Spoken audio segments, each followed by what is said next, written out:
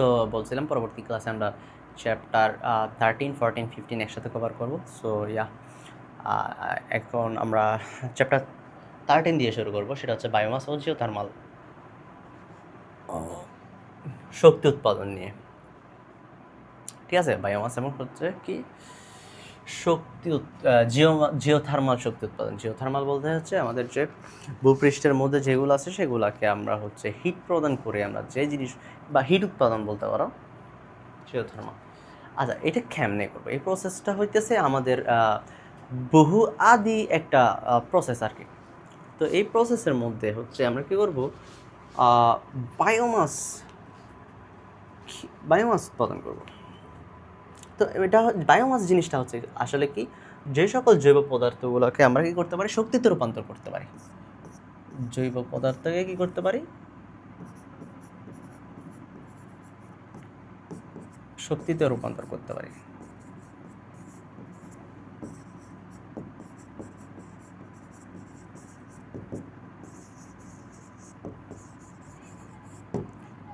যে সকল যে সকল জৈব পদার্থকে কি করা যায়, শক্তিতে রূপান্তর করা যায়, সেগুলাই হইতেছে আমাদের মূলত বায়োমাস।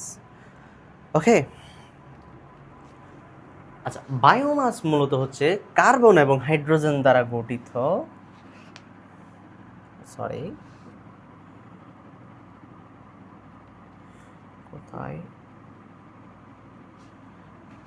বায়োমাস জিনিসটা হইতেছে কি হাইড্রোজেন এবং কার্বন দ্বারা গঠিত কার্বোহাইড্রেট জাতীয় পদার্থ।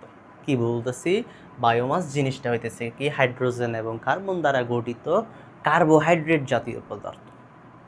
ওকে, এখন আমরা কিভাবে বায়োমাস উৎপন্ন করতে পারি সেটা হচ্ছে অনেকগুলো প্রসেস দেখেছি আমরা। এখানে 6টা প্রসেস আছে, হচ্ছে একটা উডি বায়োমাস, একটা হচ্ছে অ্যানিমাল অ্যান্ড হচ্ছে হিউম্যান বায়োমাস ওয়েস্ট, আর একটা হচ্ছে কি অ্যাকোয়াটিক বায়োমাস, একটা হচ্ছে এগ্রিকালচার বায়োমাস, আর একটা হচ্ছে কি কন্টিমিনেটেড বায়োমাস ওয়েস্ট, একটা হচ্ছে বায়োমাস মিক্সচার। আচ্ছা, জিনিসগুলো কি একটু আমরা দেখি। সেটা হইতেছে, দেখো, উডি বায়োমাস সেটা হচ্ছে আমাদের যে কাঠ জাতীয় পদার্থগুলোকে আমরা কি করতে পারি, বায়োমাস, মানে এ ধরনের বায়োমাসগুলোকে, কাঠ জাতীয়গুলোকে পদার্থকে আমরা কি করতে, পুড়িয়ে ফেলতে পারি। পুড়িয়ে আমরা কি করতে পারি, শক্তি উৎপন্ন করতে পারি, তাই না? কেমন শক্তি উৎপন্ন করতে পারি আমরা হচ্ছে, মানে হচ্ছে বাসা বাড়িতে, কোটা দেখো, এটা হচ্ছে আমরা বাসা বাড়িতে এবং হচ্ছে আমাদের শিল্প কারখানার মধ্যে আমরা জ্বালানি হিসেবে ইউজ করতে পারি। এম আই রাইট অর রং?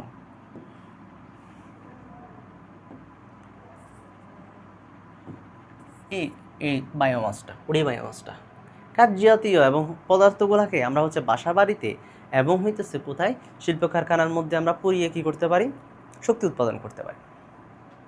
ঠিক আছে, আরেকটা হচ্ছে অ্যানিমাল এবং হচ্ছে হিউম্যান বায়োমাস ওয়েস্ট। আচ্ছা, এগুলোকে করতে পারি আমরা হচ্ছে অ্যানিমাল এবং হচ্ছে যে আমাদের হচ্ছে হিউম্যানের যে ওয়েস্টেজ আছে, এই ওয়েস্টেজগুলোকে আমরা ইউজ করে কি করতে পারি, আমরা জ্বালানি হিসেবে, ওয়েস্টেজগুলোকে আমরা জ্বালানি হিসেবে ইউজ করতে পারি, সার হিসেবে ইউজ করতে পারি, তাই না? এবং আরেকটা হচ্ছে এগ্রিকালচার শস্য জাতীয় বায়োমাসগুলোকে আমরা কী করতে পারি, শুকিয়ে আমরা এগুলোকে প্রথমে শুকাবো, শুকানোর পরে হচ্ছে আমরা হচ্ছে এগুলো কী করতে পারবো, জ্বালানি হিসেবে ইউজ করতে পারবো, তাই না? আমরা কি করতে পারি, এগুলাকে শুকিয়ে জ্বালানি হিসেবে ব্যবহার করতে পারি। কি হিসেবে?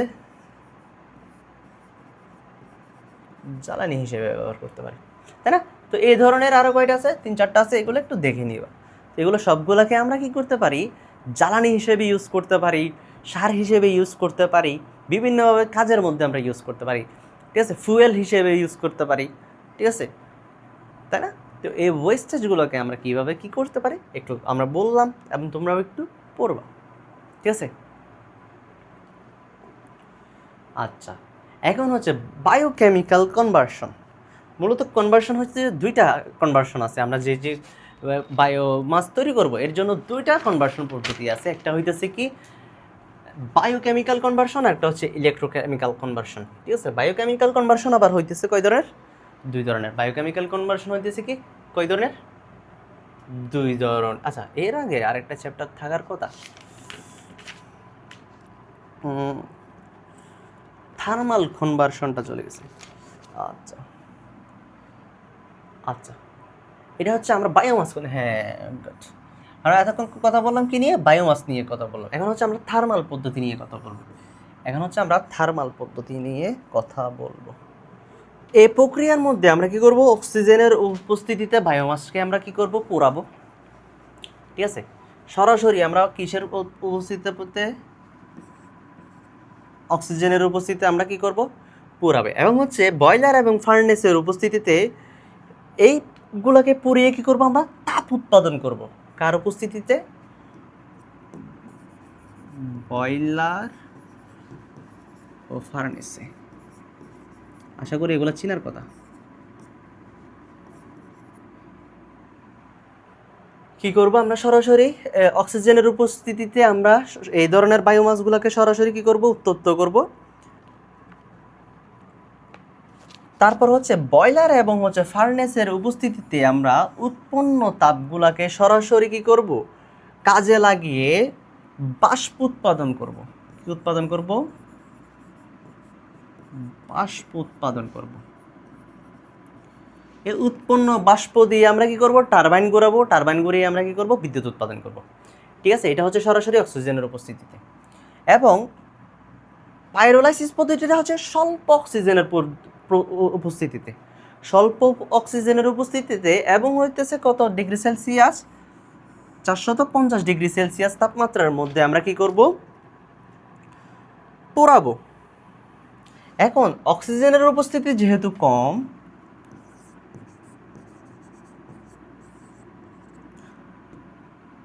অক্সিজেনের উপস্থিতি যেহেতু অল্প, তাইলে আমাদের যে দহনটা, এখানে যে পূর্ণ দহন হইতো, এখানে দহনের পরিমাণটা তাহলে কমে আসবে।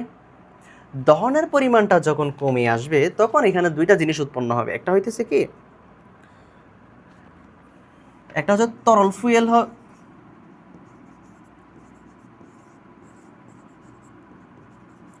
তরল ফুয়েল এবং কিছু অবশিষ্টাংশ।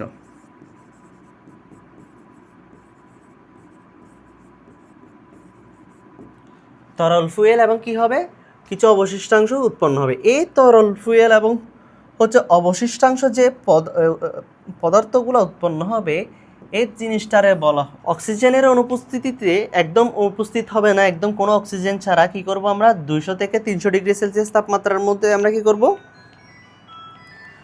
এটা প্রক্রিয়াজাত করব। তো এই প্রক্রিয়ার মধ্যে আমরা কি করতেছি, কিছু সেলুলোজ এবং হচ্ছে সেমি সেলুলোজ এবং আচ্ছা কি করতেছি, ট্যারিফিকেশন করতেছি। ট্যারিফিকেশনটা হইতেছে একদম পাইরোলাইসিসের মতো। ট্যারিফিকেশনটা কিসের মতো বলতেছি, পাইরোলাইসিসের মতো। এই ট্যারিফিকেশনটা সম্পূর্ণ হচ্ছে পাইরোলাইসিসের মতো। এখানেও আমরা কি করব, অক্সিজেনের অনুপস্থিতিতে আমরা পোড়াবো। পোড়ানোর ফলে কি হইতেছে, আমাদের সম্পূর্ণ কিছু হচ্ছে কি হবে না, বায়োফুয়েল এবং হচ্ছে বায়োফুয়েলে কোনো রূপান্তর হবে না, সবগুলো অবশিষ্টাংশ থেকে যাবে। এবং এখান থেকে আমরা হচ্ছে সেলুলোজ উৎপন্ন করব। কি উৎপন্ন করব, আমরা সেলুলোজ উৎপন্ন করব। বুঝতে পারছি? এটা কল রিসিভ করা যাবে, কাট করবেন না? আচ্ছা তাহলে ঠিক আছে। হ্যালো হ্যালো, এই তো আসতেছি। হ্যাঁ বের হচ্ছি।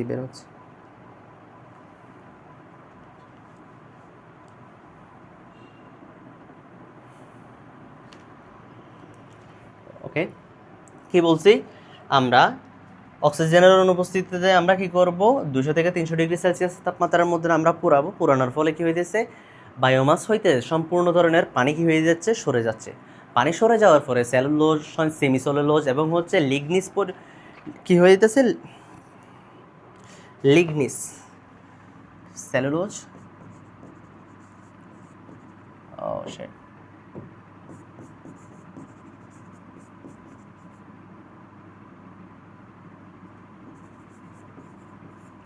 লজ,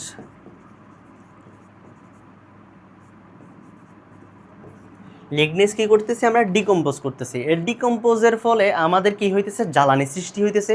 এই জ্বালানিকে আমরা ইউজ করে আমরা বিভিন্ন জিনিস কাজ করতে পারবো।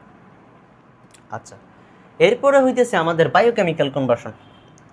এরপর আসতেছে আমাদের কি, বায়োকেমিক্যাল কনভার্সন। বায়োকেমিক্যাল কনভার্সন হচ্ছে আমরা কি করতেছি, মিথেনকে কাজে লাগাইয়া, তো এই বায়োকেমিক্যাল কনভার্সন হইতেছে কয় প্রকার? 2 প্রকার। বায়োকেমিক্যাল কনভার্সন হইতেছে কত প্রকার? 2 প্রকার। একটা হচ্ছে কি অ্যানারোবিক ডাইজেশন, আর একটা হচ্ছে গাজন পদ্ধতি। অ্যানারোবিক ডাইজেশন হচ্ছে কি, আমরা হচ্ছে কি করব, আমরা কয়েকটা ধাপে মিথেনকে প্রক্রিয়াজাত করব, ঠিক আছে? মিথেনকে বা কয়েকটা প্রক্রিয়াজাতের মাধ্যমে আমরা মিথেন উৎপন্ন করব, এবং 2টা ধাপে আমরা কাজ করব। 2টা ধাপে কীভাবে কাজ করব? মিথেনের সাহায্যে আমরা প্রথমে হচ্ছে ব্যাকটেরিয়া ব্যবহার করব। ব্যাকটেরিয়া ব্যবহার করে কার্বোহাইড্রেট যে পদার্থগুলো থাকবে, কার্বোহাইড্রেট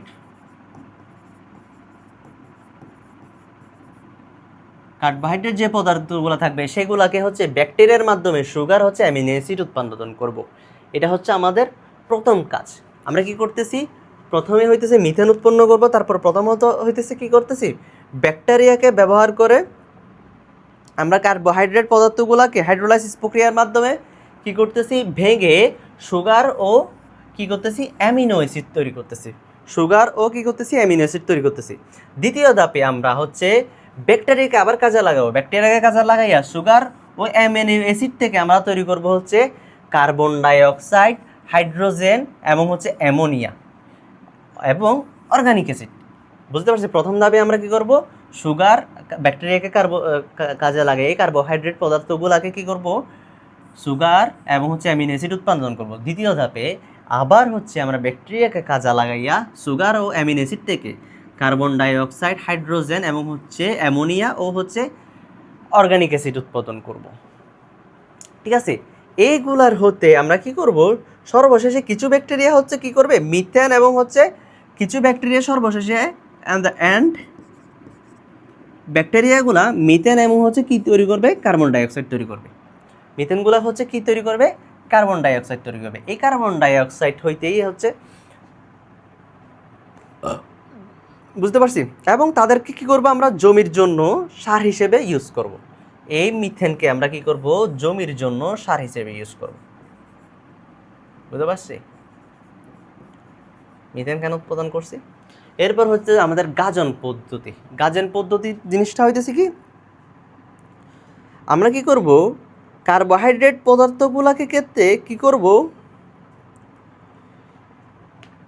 এই প্রক্রিয়াকে কি করব, ফসলের গাজন প্রক্রিয়া কি করব, আমরা ফসলের ফসলের অংশগুলোকে আমরা ছোট ছোট ছোট ছোট আকারে কি করব, টুকরা করে মাটি ও পানির সাথে মিশাবো। ঠিক আছে? মাটিও কি করব, পানির সাথে মিশাবো। ফসলের অংশকে কি করব, ছোট ছোট আকারে কেটে মাটি ও পানির সাথে মেশাবো। মাটি ও পানির সাথে যে মিশাইছি ফসলের এই অবশিষ্টাংশ বা ফসলের অংশগুলা, সে এই জিনিসটারে বলতেছে হইতেছে কি, হাইড্রোলাইসিস প্রক্রিয়া। সেই জিনিসটারে বলতেছে কি, হাইড্রোলাইসিস প্রক্রিয়া। বুঝতে পারলা? তারপরে হচ্ছে এই হাইড্রোলাইসিস প্রক্রিয়ার পরে আমরা কি করব, এনজাইম ইউজ করব। এনজাইম ইউজ করে কি করব, স্টার্চকে বেগে গ্লুকোজে রূপান্তর করব। স্টার্চকে বেগে আমরা কি করব, গ্লুকোজে রূপান্তর করব। বুঝতে পারছি? এবং এই গ্লুকোজ থেকে আমরা কি করব, ফার্মেন্টেশন চেম্বারে নিয়ে যাব। ফার্মেন্টেশন চেম্বারে নিয়ে যাওয়ার পরে আমরা ফার্মেন্টেশন চেম্বারের মধ্যে ইস্ট যোগ করব। ইস্ট যোগ করার পরে আমরা যখন ইস্ট মেশানোর পর 40 থেকে 50 ঘন্টা রেখে দিব, তখন আমাদের অ্যালকোহল উৎপন্ন হবে। কি উৎপন্ন হবে? অ্যালকোহল উৎপন্ন হবে। দিন শেষে এই অ্যালকোহলকে আমরা কি করব, জ্বালানি বা ফুয়েল হিসেবে ইউজ করব। বুঝতে পারছি? আমরা কি করছি, গাজন পদ্ধতিটা হচ্ছে কি, ফসলের অংশগুলোকে টুকরা টুকরা করে পানি এবং হচ্ছে মাটির সাথে মিশাইছি, যে প্রক্রিয়াটাকে বলতে হয় হাইড্রোলাইসিস প্রক্রিয়া। এবং পরবর্তীতে আমরা এনজাইম ইউজ করছি, এনজাইম ইউজ করছি কি জন্য, স্টার্চকে ভেঙে গ্লুকোজ উৎপাদন করার জন্য। এই গ্লুকোজকে ফার্মেন্টেশন চেম্বারে নিয়ে গিয়ে ইস্ট মিশাইছি। ইস্ট মেশানোর পরে 40 থেকে 50 ঘন্টা আমরা রেখে দিছি। 40 থেকে 50 ঘন্টা রেখে দেওয়ার ফলে আমাদের কি উৎপন্ন হয়েছে, অ্যালকোহল উৎপন্ন হয়েছে। এই অ্যালকোহল থেকে আমরা কি তৈরি করতেছি, জ্বালানি উৎপন্ন করতেছি বা ফুয়েল তৈরি করতেছি। বুঝতে পারছি? এই ছিল আমাদের মোটামুটি চ্যাপ্টার 13, চ্যাপ্টার 13-এর একটা ওভারভিউ। বুঝতে পারছি? যা যা ইম্পর্টেন্ট জিনিসগুলো ছিল আমরা মোটামুটি কভার করছি। এখন আমরা পড়বো চ্যাপ্টার 14। চ্যাপ্টার 14-এর মধ্যে হচ্ছে কি ওয়েভ, সামুদ্রিক জোয়ারভাটা এবং হচ্ছে সামুদ্রিক তাপীয় শক্তি। ওকে, আমরা একদম শুরুর ক্লাসে আমরা এই টপিক নিয়ে একদম বিস্তারিত আলোচনা করছিলাম, মনে আছে কিনা জানি না। আমরা একদম বিস্তারিত আলোচনা করছিলাম, যেখানে হচ্ছে আমরা সমুদ্রের পানিকে, সমুদ্রের জোয়ার ভাটাকে কাজে লাগাইয়া কিভাবে বিদ্যুৎ উৎপাদন করব, এই জিনিসগুলো আমরা শিখছিলাম, তাই না? এখন আমরা সমুদ্রের ওয়েভ থেকে কিভাবে বিদ্যুৎ উৎপাদন করতে হয় এটা আমরা দেখছিলাম। তারপর হচ্ছে সমুদ্রের জোয়ার ভাটাকে কাজে লাগিয়ে আমরা কিভাবে বিদ্যুৎ উৎপাদন করছিলাম। তারপর হচ্ছে সমুদ্রের পানিকে আমরা জমিয়ে আমরা কি করছিলাম, কিভাবে কাপ্তার বন্ধু দেখাইছিলাম যে কাপ্তার পানি বিদ্যুৎ কেন্দ্রের মধ্যে আমাদের পানি কীভাবে বিদ্যুৎ কীভাবে উৎপাদন করি, জিনিসটা বলছিলাম। ঠিক আছে, এগুলো হচ্ছে কি কিসের মাধ্যমে, সবগুলো হচ্ছে পানিকে জমিয়ে। আবার হচ্ছে সমুদ্রের ওয়েভকে আমরা কাজে লাগাইয়ে, এইভাবে প্রেশার, হাই প্রেশারের মাধ্যমে আমরা কি বিদ্যুৎ কীভাবে উৎপাদন করতে হয় এটা দেখাইছিলাম, তাই না? কিন্তু এই চ্যাপ্টারের মধ্যে, চ্যাপ্টার 14, এই চ্যাপ্টার 14-র মধ্যে শুধু একটা মাত্র ইউনিক একটা টপিক ছিল, সেটা হচ্ছে আমাদের ওয়েস্ট টু এনার্জি প্ল্যান্ট। আমরা ওয়াটার প্ল্যান্ট তো দেখছিলাম, এগুলো সবগুলো হচ্ছে কি ওয়াটার প্ল্যান্টের একটা অংশ। এতটুকু এগুলো হচ্ছে আমাদের ওয়াটার প্ল্যান্টের অংশ। ওয়াটার প্ল্যান্ট তো আমরা দেখছিলাম খুব ভালোভাবে। এখন আমরা দেখব waste to energy plant. Waste to energy plant জিনিসটা কীভাবে কাজ করে দেখুন। আমরা আমাদের চারিপাশের যে ওয়েস্টগুলো আছে, সেই ওয়েস্টগুলোকে আমরা একত্রিত করব। কি করব? একত্রিত করার পরে আমরা মোটামুটি 2-3 ধাপে কি করব? কাজ করব। এখন কি করব? প্রথমে যে ওয়েস্টগুলো আছে, সে ওয়েস্টগুলোকে আমরা কি করব? কম্বানশন চেম্বারের মধ্যে প্রেরণ করব। কিসের মধ্যে প্রেরণ করব? কম্বানশন চেম্বারের মধ্যে। কম্বানশন চেম্বারের মধ্যে আমরা এটাকে জ্বালাবো, উচ্চ হিট উৎপাদন হবে জ্বালানোর ফলে। এই উচ্চ হিট দিয়ে আমরা কি করব? ওইখানে উচ্চ হিট যেখানে উৎপন্ন হইতেছে, ওইখানে উচ্চ হিট দ্বারা আমরা কি করব? পানিকে জমাকৃত, পাইপের মধ্যে যে জমাকৃত পানি আছে সেটাকে ফুটাবো। সেটাকে ফুটাইলে কি হবে? এখান থেকে বাষ্প উৎপাদন হবে। বাষ্প উৎপাদন হলে কি হবে? বাষ্পকে আমরা কাজে লাগিয়ে টারবাইন ঘোরানোর ফলে আমরা বিদ্যুৎ উৎপাদন করব। এটা হচ্ছে ফার্স্ট প্রসেস। ঠিক আছে, এখন দেখো, ওয়েস্ট পদার্থের সব কিছুই তো আর জ্বলবে না, সব কিছুই তো আর দাহ্য পদার্থ না, তাই না? তাহলে যে দাহ্য পদার্থগুলোকে জ্বালানো সম্ভব, সেগুলো আমরা কম্বানশন চেম্বারের মধ্যে নিয়ে গিয়ে জ্বালাবো। যেগুলো দাহ্য পদার্থ না, যেগুলো আবার কঠিন পদার্থ, যেমন তামা, অ্যালুমিনিয়াম, তারপরে হচ্ছে কপার, আয়রন, এই জিনিসগুলো কি করব? আমরা কম্বানশন চেম্বার দিয়ে নিচে ফেলে দিব, বা মানে যে সলিডগুলো থেকে যাবে সেগুলোকে নিচে রেখে দিব, যেগুলো আমরা আবার রিসাইকেল করবো একটু পরে। এখন দেখো, আমরা যে ওয়েস্টগুলোকে কম্বানশন চেম্বারে জ্বালানোর ফলে একটা হচ্ছে বাষ্প তৈরি করে আমরা বিদ্যুৎ উৎপাদন করতেছি। এখন ওইখানে তো কালো ধোঁয়া উৎপন্ন হয়েছে, ঠিক আছে? ঠিক আছে, এখন এই কালো ধোঁয়াকে কি করব? আমরা এই কালো ধোঁয়াকে কি করব? এই দেখো, এই কালো ধোঁয়াগুলোকে আমরা কি করব? ফিল্টারিং করব। এই কালো ধোঁয়াকে আমরা কি করব? ফিল্টারিং প্রসেসের মাধ্যমে আমরা কি করব? কালো ধোঁয়াকে ফিল্টার করে বাইরে প্রেরণ করে দিব। ফিল্টার করে কি করব? মানে সার্কামস্ট্যান্সেসের মধ্যে আমরা কি করব? প্রেরণ করে দিব। ঠিক আছে, এখন যে ওয়েস্টগুলার হচ্ছে, তাহলে 2টা প্রসেস হয়ে গেছে, 3টা প্রসেস হয়ে গেছে। একটা প্রসেস ছিল কি? জ্বালাইয়া আমরা কি করব? বিদ্যুৎ উৎপাদন করব। দ্বিতীয় প্রসেসটা ছিল হচ্ছে আমরা কি ওয়েস্টগুলা থেকে কি করতেছি? ওয়েস্টগুলো থেকে আমরা কি করতেছি? যে কালো ধোঁয়া আছে সেগুলোকে আমরা ফিল্টার করে নির্গত করতেছি। তৃতীয় নাম্বার হচ্ছে কি, যে জিনিসগুলো জ্বলতেছে না, যেগুলো হচ্ছে সলিড মানে দাহ্য পদার্থ না, সেগুলোকে আমরা নিচে রাখছি, স্টোর করছি। এখন এগুলোকে আমরা নিচের দিয়ে, মানে হচ্ছে পুরা ফাংশনের নিচ দিয়ে আমরা কি করব? আবার রিসাইকেল করে আমরা যে অদাহ্য পদার্থ, যেগুলো মানে হচ্ছে জ্বলে নাই বা সলিড পদার্থ, সেগুলোকে আমরা পুনরায় নতুন শেপে নিয়ে এসে আমরা রিইউজ করব। আর যেগুলো দাহ্য পদার্থ, যেগুলো সম্পূর্ণ জ্বলে নাই, সেগুলোকে আমরা পুনরায় জ্বালানোর জন্য প্রক্রিয়াজাত করব। বুঝতে পারছি? এই সম্পূর্ণ প্রসেসটা হইতেছে ওয়েস্ট টু এনার্জি প্ল্যান্টের কার্যপ্রণালী।